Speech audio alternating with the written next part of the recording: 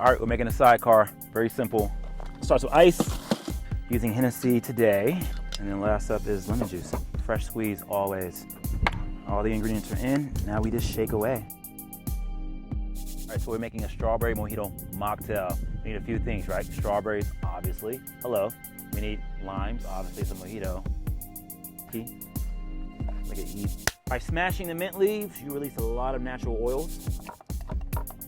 Top off with club soda. Garnish with strawberry.